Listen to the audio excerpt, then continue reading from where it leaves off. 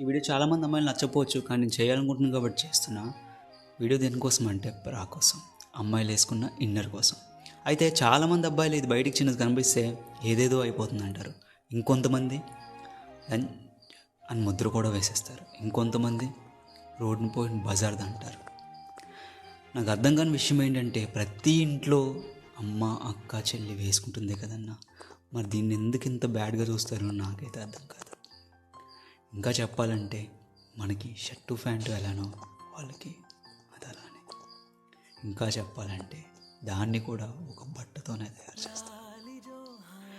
దీన్ని మరి ఎందుకు ఇంత బూదిలో చూస్తారో నాకైతే అర్థం కాదు. ఇంకొంతమంది అంటుంటారు దాని వెనకతలు ఏదో ఉందంటుంటారు. ఏమీ ఉండదన్న, ఒక పసి ప్రాణం ఆకలి నింపడానికి ఆహారం ఉంటుంది అంతే.